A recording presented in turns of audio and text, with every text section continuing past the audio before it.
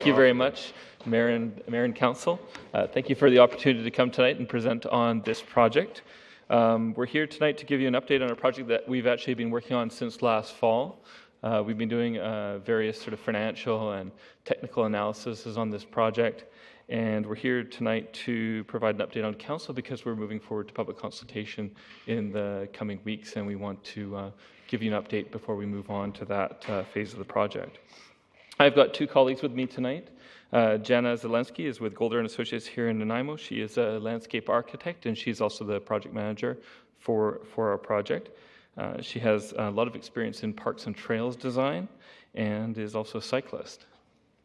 Scott Lewis is here with an engineer from Newcastle Engineering. Scott is also from Nanaimo. He's worked on rail trail projects right back to the sort of inception of the ENN Trail here in Nanaimo back in the 90s. And perhaps before that, I'm not sure. Late 90s. And Scott has worked on rail trail projects up and down the island, has a deep amount of experience in the issues and complexities of these types of projects. So we're going to be dividing up the presentation. I'm going to lead off. Jana and Scott are going to fill in the middle, and then we'll circle back at the end and have the opportunity for questions and comments. But if you do want to stop us any time and have a question, feel free to do that if that is your desire. One last thing before we move on, just that I know you all have your Bike to Work Week t-shirts on. Just a reminder to those who are out there and may not know that Bike to Work Week is May 25th to 31st this year. So hopefully we'll see many of you out there riding your bike on the way to work and trying that out maybe for the first time, or if you're returning to bike again. So next slide. Oh, there we go. So just to start off with a bit of context, the ENN Trail is following the ENN Rail Corridor that runs through the city. It has a total length of about 20 kilometers. In the 90s, we completed about 8 kilometers of that. So from just a little bit north of downtown up to Mostar Road has been completed as a continuous corridor. And as many of you know, is a well-used and important recreation and transportation facility in the city. We did a small piece a number of years ago in conjunction with the restoration or the rebuilding of the downtown train station, and this study is really looking at a section from the train station 2 kilometers to the south to approximately 7th Street. The trail, and the idea of having the trail is enshrined in almost all of the city's core policy documents, starting out with the official community plan, Parks, Rec and Culture, or PRE now, master plans. The transportation master plan that was adopted last year includes it. The neighborhood plans that are adjacent to the corridor often will include it or identify it as a priority. It's also part of a bigger vision for the regional district, the idea that we would have a continuous trail throughout the RDN, and the Lancefield completed a section a number of years ago.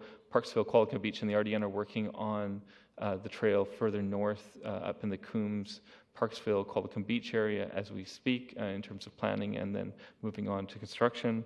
And then ultimately, I guess at a very high level, there is this vision of getting the trail all the way from Courtenay to Victoria along the east coast of the island. So our 2 kilometer piece is a complex and interesting section, but within a much larger vision. So in 2013, a community group started to form, and I'm not sure that it was sort of their initiation in 2013. They started to form around the idea that the city developed a lot of trails in the 1990s, but for the last number of years, we haven't been able to move the trail forward in a significant way, and this community group, the Nanaimo Region Rail Trail Partnership, sort of formed and set its goal is to move the gas pedal down a little bit and try to form some more, get some more sections of trail on the ground. They approached sort of the key agencies within the city and also other partners, including the city, Tourism Nanaimo, Greater Nanaimo Cycling Coalition, the RDN, ourselves, and they started to hold some community events. They developed a website, which is actually quite a sort of interesting thing just to ride through because they've got some really great graphics on. To sort of show different parts of the trail, all with the mission of trying to get us moving forward on this project again and make some progress like we did earlier in the last decade. So why are we here today? In 2014, early 2014, Council voted to support the development of the ENN Trail from the downtown train station south to 7th Street.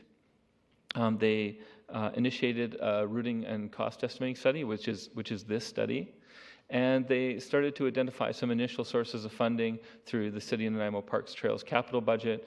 The Regional Trail Society itself was doing fundraising, and actually the funding from the Trails budget was tied to matching with the partnership, and then also pursuing the RDN Park Acquisition Fund for additional funding. So I'm going to pass it over to Jana now. I just wanted to clarify that, ultimately this study is about the fact that, we have been sort of stuck without making progress for a while now.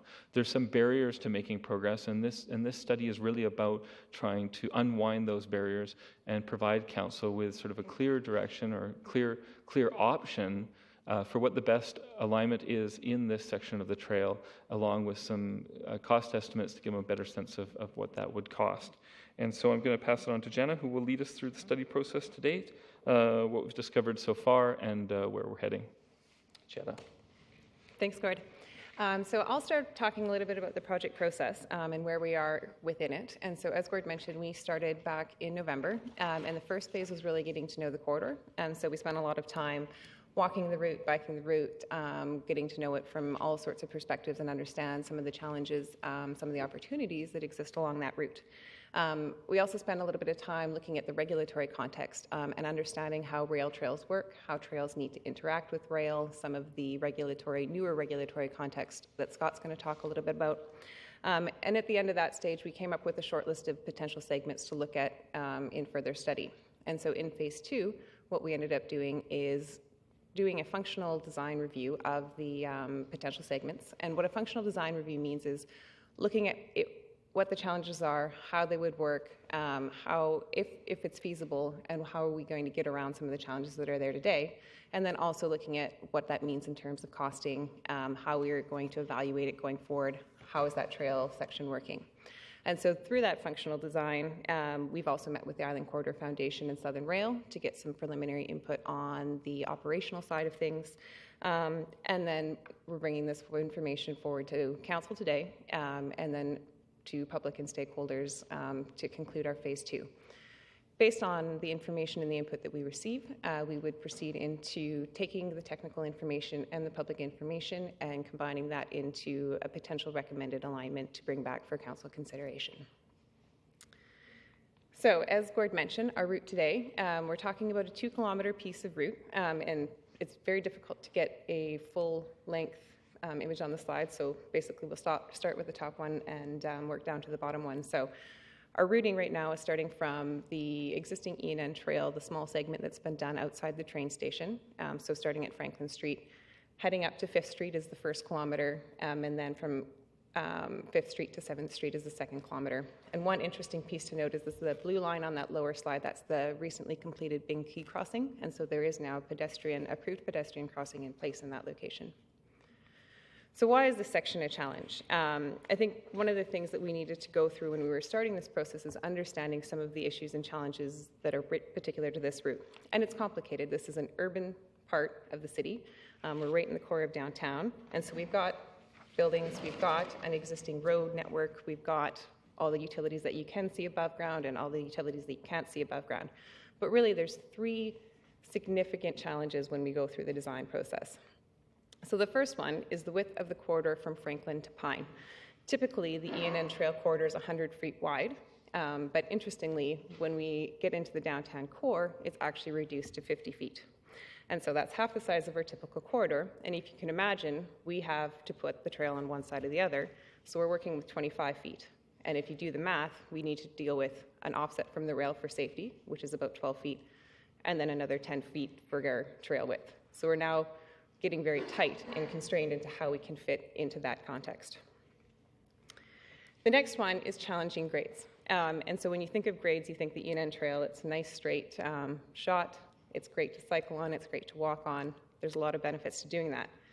However, one of the challenges of the corridor are the side slopes. So how do we fit a trail in when we have a very narrow corridor, but an extreme side slope? And so then we're looking at issues and trying to resolve things around retaining, drainage, some of the challenges that would come up in that context. And the final significant challenge is grade crossings. And you're going to hear a lot about grade crossings in this presentation. So really, what a grade crossing is when you have a trail and a rail crossing. And the challenge comes in is when we're adding the trail, rail, and street all together. And so we're now charged with making sure that pedestrians, cyclists, vehicles, and trains can interact in a safe manner. And so 7 is actually a very significant amount of grade crossings. If you can think about the existing E&N trail, when we go from town site up to Northfield, we've got about 2.5 kilometers, and there's 3 grade crossings. In our small section here, we're going to be dealing with 7. So if you look at how that works on the route, what does it look like on the corridor of these challenges? The first one, the significant issue actually is in the first kilometer, where we're dealing with the narrow corridor between Franklin and Pine. After Pine Street, we go back up to the 100-foot corridor. You'll see some squares on there, and what those are where Island Corridor Foundation owns the adjacent properties, so they're a little bit less constrained, but so the other locations, we're dealing with the 50-foot. The next one to overlay is where we're dealing with some of the steeper slopes. So one of the challenges is those steep grades where we have within the corridor, they happen on both sides. And so regardless of which side we're going to be on, we're going to have to be dealing with it one way or another. And then the final one are the grade crossings. So the first kilometer, we're in the heart of the city, the radial street pattern. And so what we're happening is the rail is crossing streets in multiple locations. So between Franklin and 5th, we're dealing with 5 potential grade crossings. In the second section, between 5th and 7th, it's much easier. We've only got the grade crossings at either end and the existing pedestrian crossing in the middle. So I'm going to pass it on to Scott to talk a little bit about current legislation and why that's important to planning for a trail.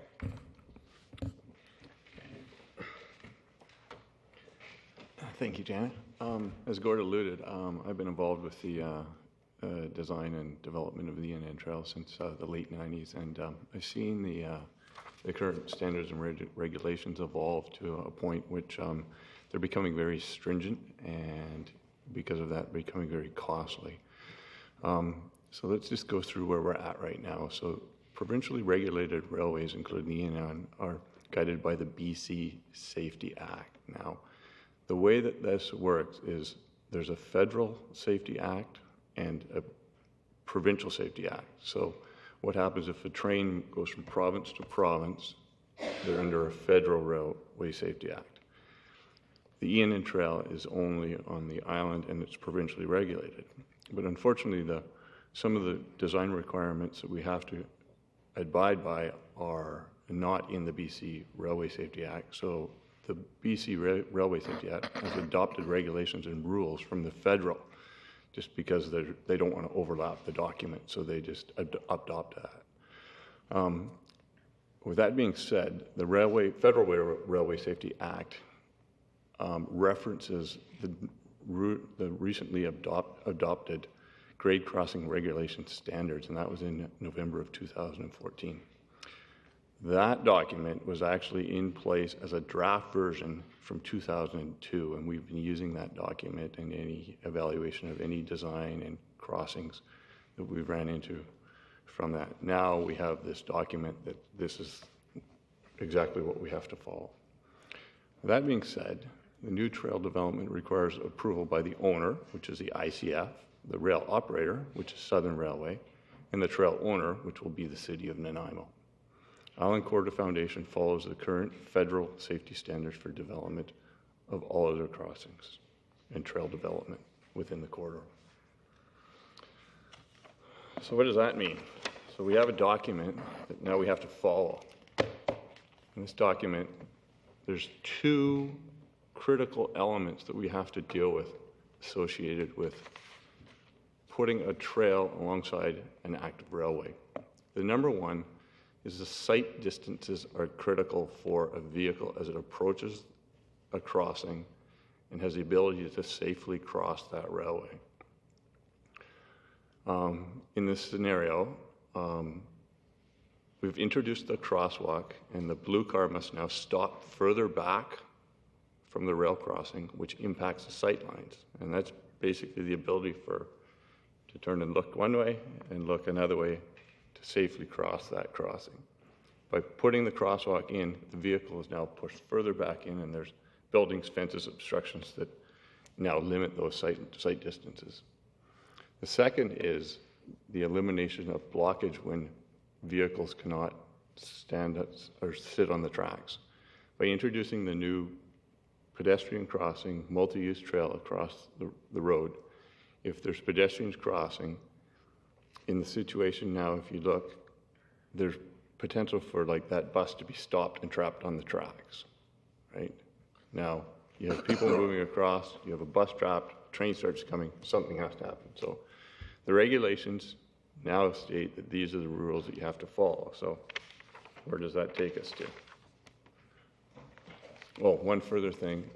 In rural areas with a larger right-of-way, and you don't have buildings or anything that, the crossings can be managed by moving the distance of the crossing 30 meters. So you would take and route the crossing, the pedestrian crossing, 30 meters away, and that allows a 30-meter distance for that bus, for instance, to be in a safe zone once the pedestrians are crossing.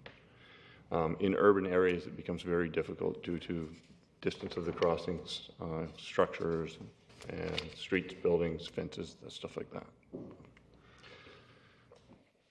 So now how do we deal with this? So we have been involved in, I was involved in helping the CRD evaluate some of these crossings at the early stages, and this is a photo from the CRD's E&N trail through, I think this is in Esquimalt. And this is a perfect example of how to deal with the situation we had on the previous slide. So in this case, there's a gate has been installed and a pedestrian crossing. The pedestrian crossing signals will stop the users as the train nears. This will allow the vehicles to clear the crossing, right? And the next thing that happened is that the gates will lower, stopping the vehicles, right? Now your vehicles are stopped, your pedestrians are stopped, no one's moving through the intersections, the train can go through. At that point, the gates will go up. If there's pedestrians there, they'll press the button, they can cross and everything resumes. In these intersections, we've been involved and we've had many discussions with the CRD, and they ultimately, when we're dealing with the amount of things that can happen at these intersections, we want to basically stop everyone from moving when that train comes through the intersection. And that's ultimately what the cost of some of these crossings that we're going to go through will be. If you have any more questions about any of this, just feel free to ask me throughout it or at the end. If we had trains. Thanks, Scott. So then the question is, why are we considering these alternative routes? And it's largely due to the reason that Scott laid out. One of the challenges is trying to find a solution that's going to balance costs, experience, impacts, and still be as efficient as possible.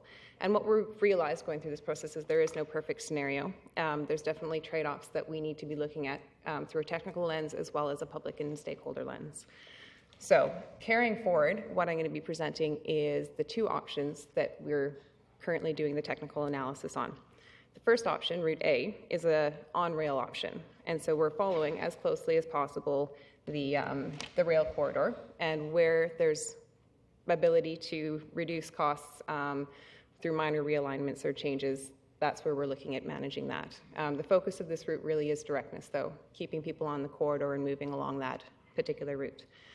Option B, so the Route B, is the on-off rail corridor. And so what this does is takes a combination of being on the rail corridor where it makes sense and is cost effective, but then combining it where we can start avoiding the costly signals and gates that are associated with some of the grade crossings and switching to using existing infrastructure, the street network. So the focus of this one really is how can we reduce the cost with the balance of moving people a little bit away from the tracks? What are the efficiencies that we lose by doing that?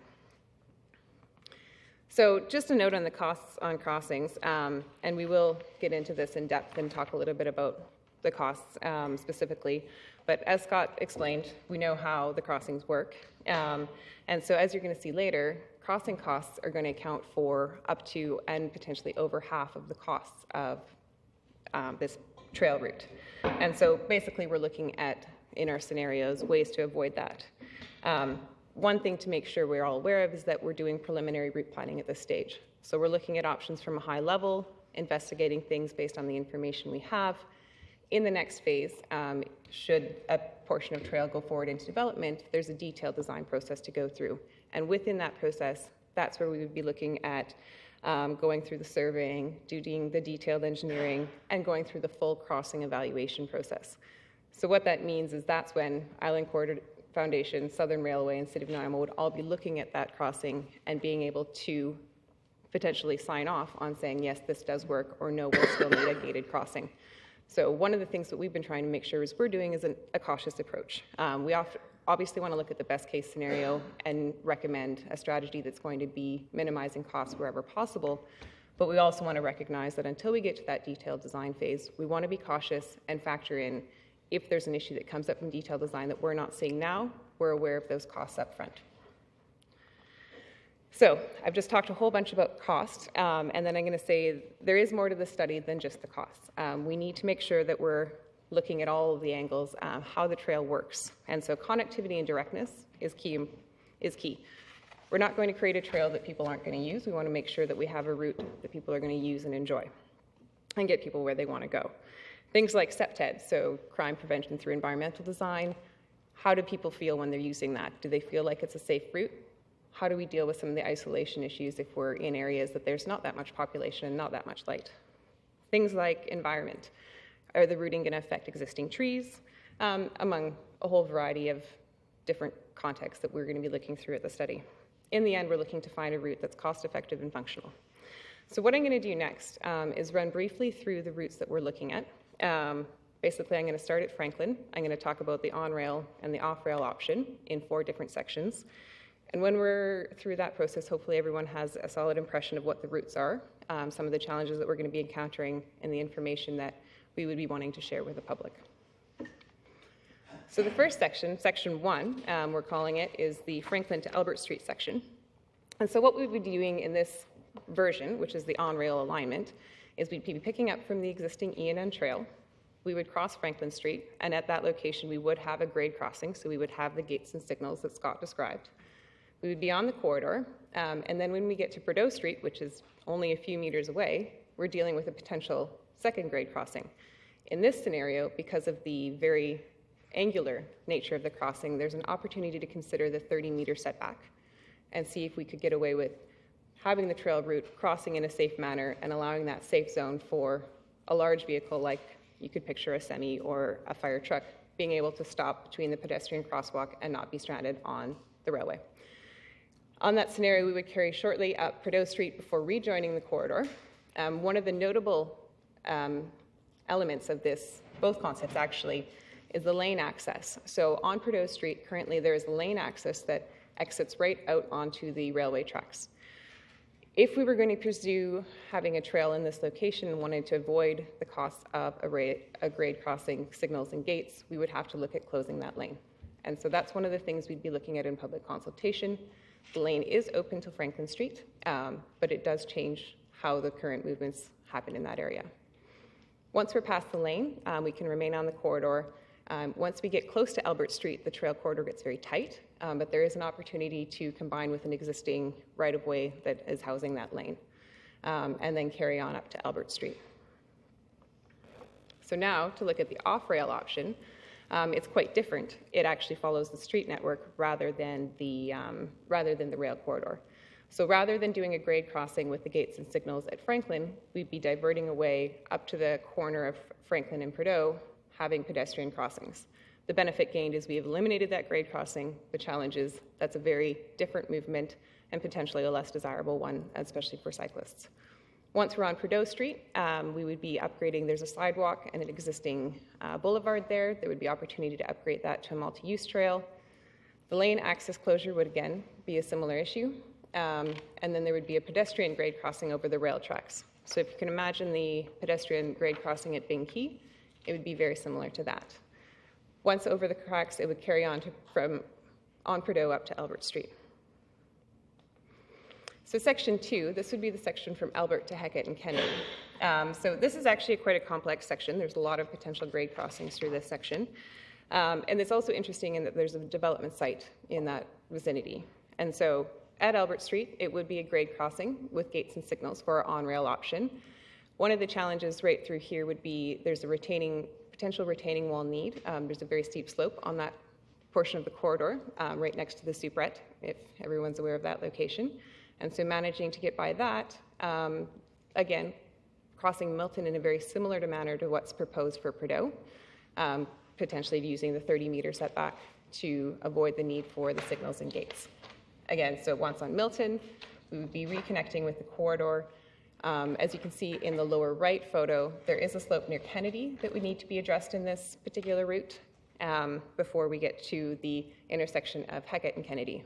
Hecate and Kennedy is a very particularly challenging location. It's actually very low volume streets. However, the rail corridor crosses at a diagonal angle right through the middle of both intersections.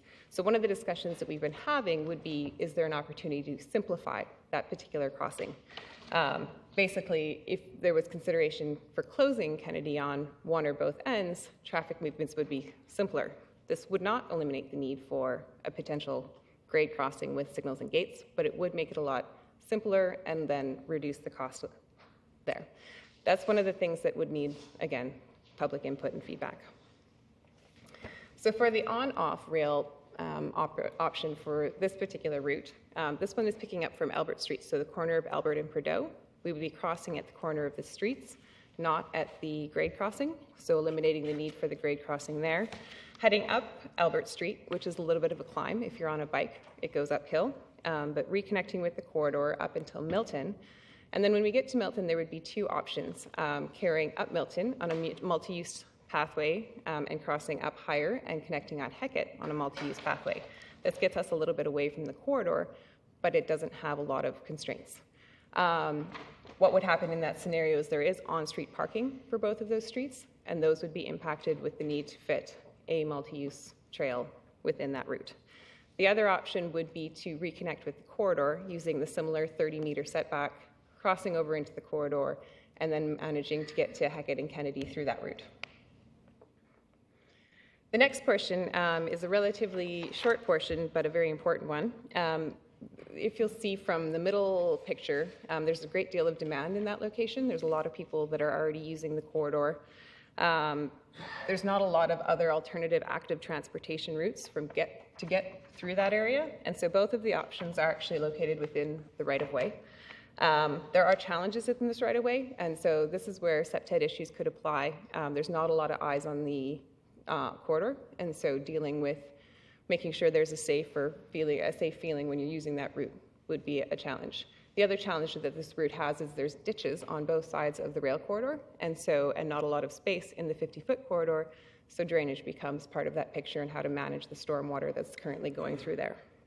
So for the on-rail option, we'd be moving from Hecate and Kennedy up the corridor, very straightforward all the way to 5th Street. The only significant challenge within the section would be a retaining area. When you get closer to 5th, the slopes become a bit of an issue. For the on-off rail option, again, it's very similar. So staying within the corridor, there's two potential challenges with retaining in this location. You can see it in the lower left photo where we've got a steep slope right up against the railway. And so managing that through some regrading and some retaining would be part of the process. So the final section is the 5th to 7th section. So this is the last kilometer where we're not dealing with the same street network and not as many grade crossings. So for the on-rail version, we would have a grade crossing at 5th Street, and then after 5th Street, we're now within the 100-foot corridor. And this would be, the trail here would be more like what's on the E&N trail that you see by the highway now. It would move away from the rail. There'd be opportunity to incorporate swales for drainage. It becomes a little bit of a different picture. The one key challenge on this route would be the low point. As you get towards 7th Street, we're going to be a couple meters deep. There's a drainage ditch right there with standing water. So managing that and coming up with a solution that would work. Again, this corridor, if you walk down here, it's relatively isolated. There's a lot of backyards that face onto here, and there's some existing vegetation. So there's not a lot of eyes on this corridor. So looking into SEPTED and safety would be a key component. The on-off rail actually has two different options that are being considered. And really, one of them is to save costs. So the first one would be, again, it would require the grade crossing at 5th. There's gates and signals there. There's very little way to get around that particular constraint. For option 1, we would follow the corridor for about 100 meters and then connect up to Columbia Street. And so Columbia Street, as you can see in the middle picture, it's a very low volume residential street. There's about 50 or so houses that are currently on there, and that's the only source of traffic for that street. And so what we would be looking at is converting Columbia to a bicycle boulevard, which would incorporate cycling infrastructure, a pedestrian pathway, and potentially some traffic calming elements like speed humps or a traffic circle. Once we get to the end of Columbia, there is an existing city right-of-way, which would traverse down from Columbia to View Street. It's a little bit steep, so that would be a challenge for all ages and abilities. That would be something that would have to be managed. And then once on View Street, there's opportunity to reconnect up to the corridor via Island Corridor Foundation lands. The other option is very similar to the previous one, where we stay on the rail the entire route. But again, on the other side of the rail, we run into the similar issue as we near 7th with a significant ravine. And so this is, in that location, probably about 3 to 4 meters deep, and would require a lot of thought for managing the grading, the drainage, the trail routing through there. So now we get to the cost summary. And so how preliminary costing has been developed. Basically, we've used experience, a lot of Scott's experience for previous trail projects. We've met with the Capital Regional District to talk about their costs and the challenges that they encountered when they were implementing their portion of trail. And basically, we've looked at the design assumptions we made and used unit costs to come up with preliminary estimates. These are Class D estimates. That means they're high level. They do include a 30% contingency to manage any unforeseen cost implications that could come up during the detailed design. They include allowance for detailed design in the engineering and the rail crossing evaluations. So for cost A, for the on-rail option, we're dealing with a significant number of grade crossings, which, as we know, is probably the most expensive component. As you can recall, there's some opportunities to try to get the 30-meter clear routing, which would potentially eliminate some of those grade crossings, which is why we're saying best case scenario, we would be looking at only 4. If something came up and we had to manage all of them, we'd be dealing with 7. And so at the best case scenario, it's somewhere in the realm of 7.7 with the 4 grade crossings. Or at the higher end, we're at 10.8 million with the full 7 grade crossings for this section. So for Route B, where we're looking at reducing costs, is by eliminating a lot of the grade crossings. The other place that we're looking at reducing costs would be looking at the Columbia Street extension, going to a bicycle boulevard there rather than staying on the trail. So those are the 2 most significant cost factors in that. So at the low end, we're in the range of 5 million, and the upper one, we're up to 6.6 million. And as you can see in the table at the bottom, the grade crossings are accounting for at least in the vicinity of half of the overall costs of doing the trail.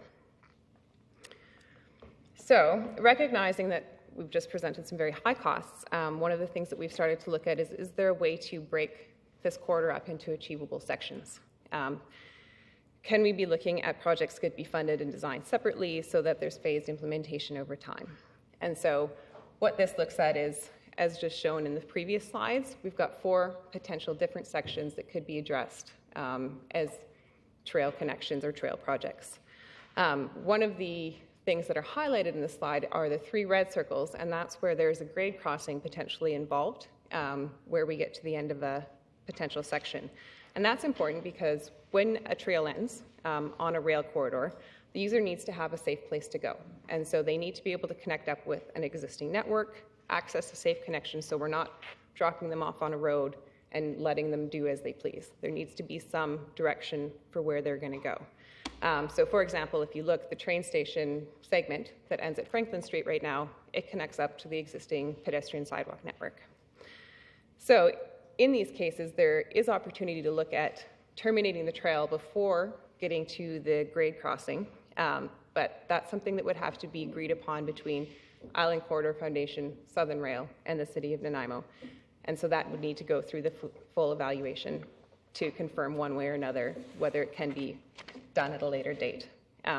So what we want to do is make sure that we're identifying the crossings early so that we're aware that there may be a chance that this comes up. I see a question. Go ahead. Thank you, Your Worship. Council. I'm a little confused why we're doing the southern part when there's nothing to connect to. Am I not correct? Like, isn't there like going north where we connect to the highway? So just to clarify, this section, the section from the train station to 7th Street was identified in a motion by council back in March 2014. And so council at that time identified this as the priority section for us to work with.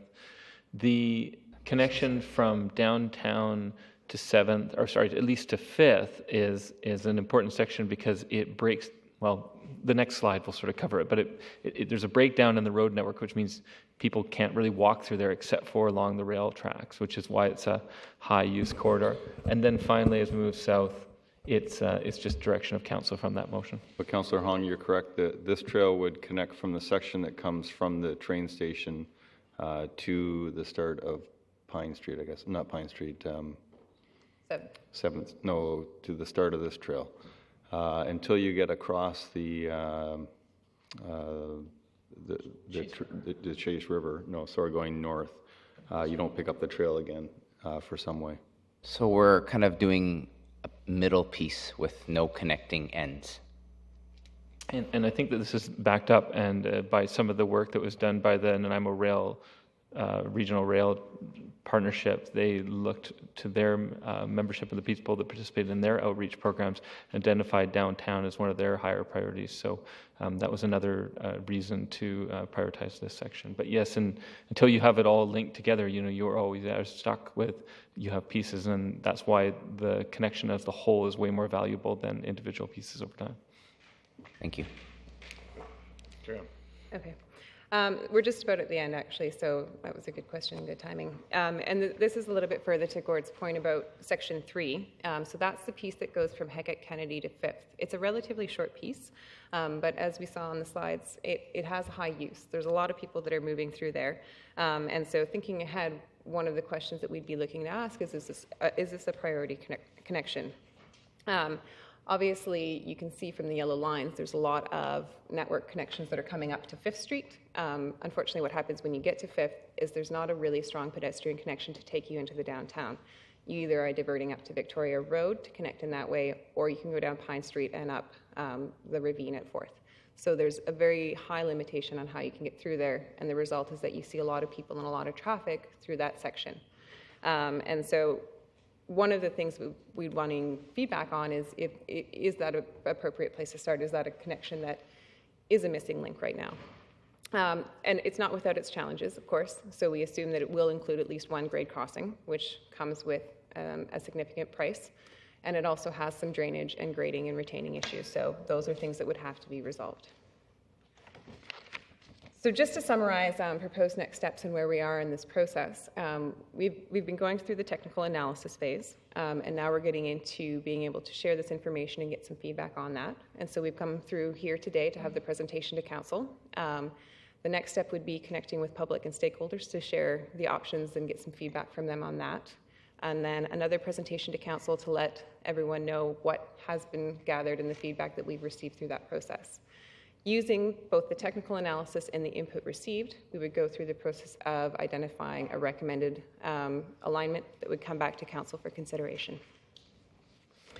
So in terms of public consultation, just to let you know a little bit about how we would be looking to get feedback, basically there's two kind of key components of the public consultation process. One would be meeting with some key stakeholders, things like the Nanaimo Region Rail Trail Group, the Greater Nanaimo Cycling Coalition, our neighborhood associations, being able to connect with those groups, walk through the similar types of challenges and issues, talk through the routes with them, and give them some context and provide some direct feedback in a workshop style setting.